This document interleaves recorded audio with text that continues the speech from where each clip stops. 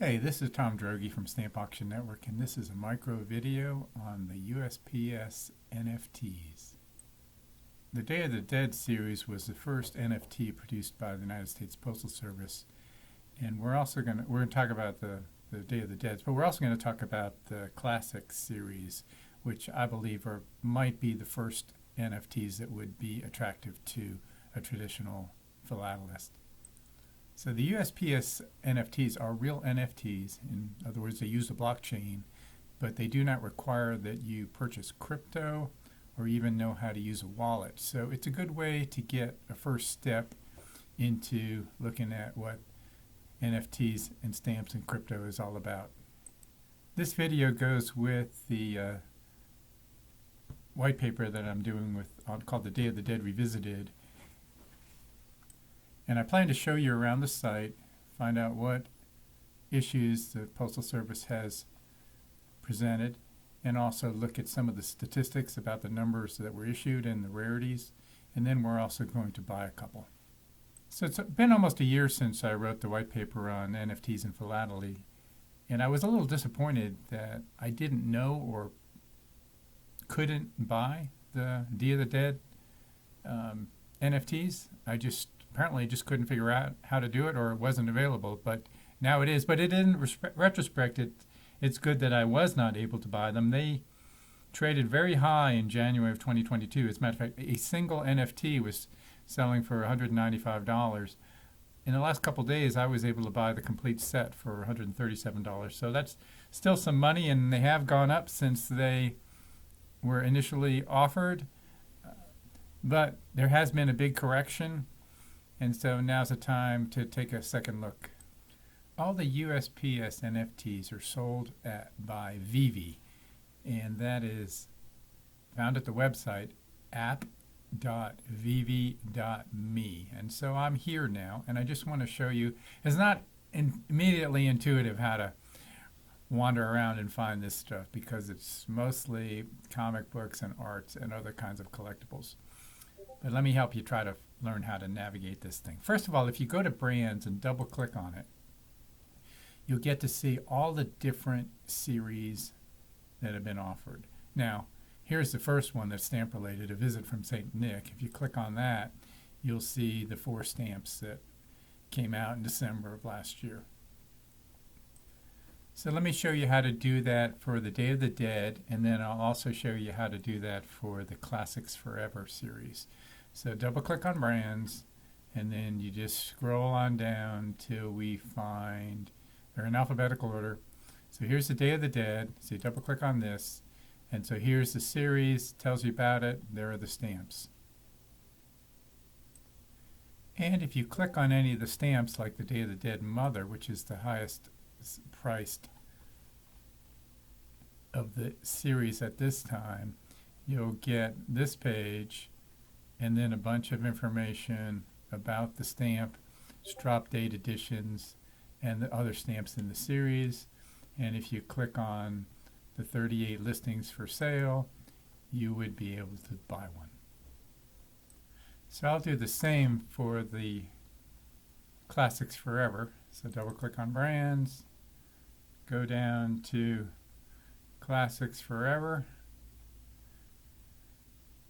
Some kind of refresh here.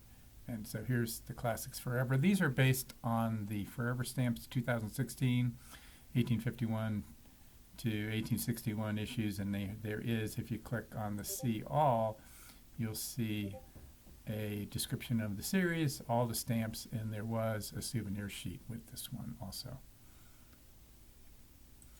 So while I'm here, I'm just going to go ahead and buy one of these, or a couple of them, to show you how simple it is. But before I do that, let me just show you the summary of the 8 different series that are available.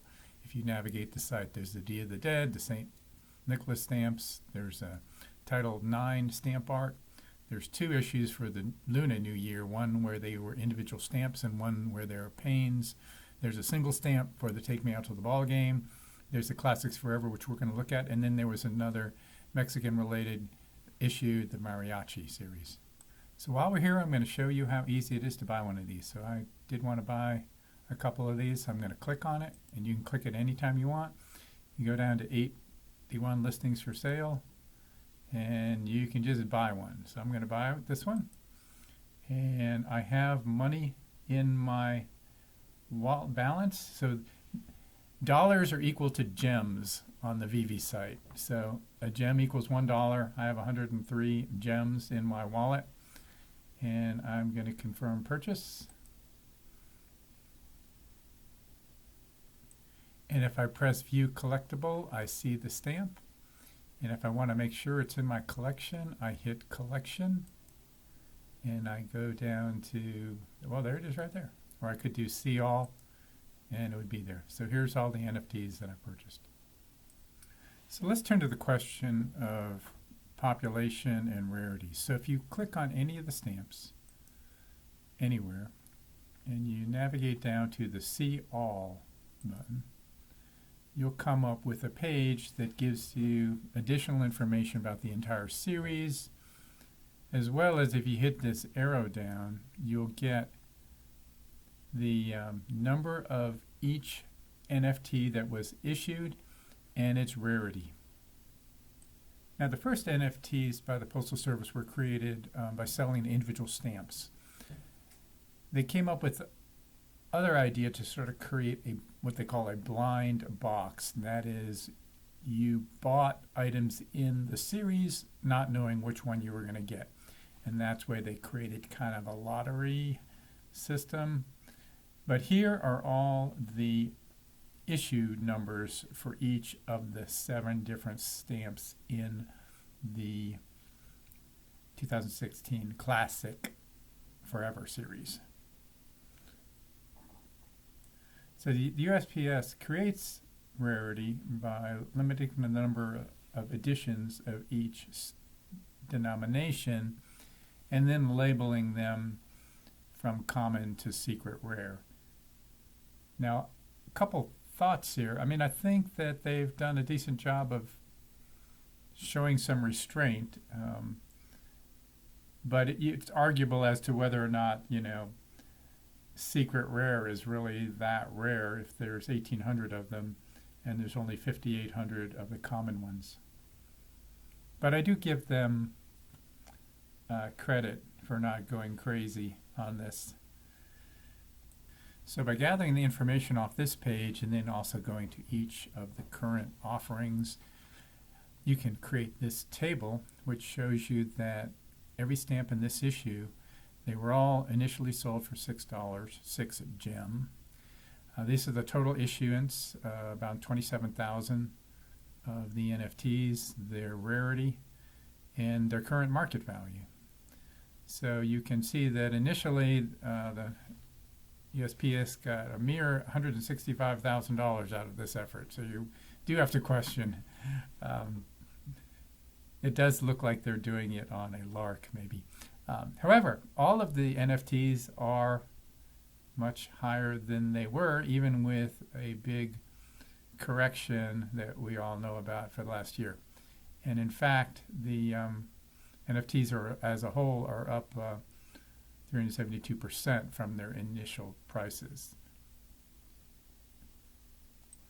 I've done the same analysis for all of the other issues, and they're all up except the Lunar New Year paint art, which you had to pay because it was 20 stamps. You had to pay 120 gems to get one of them, and these are all, they're not all down, but 2 of them are way down.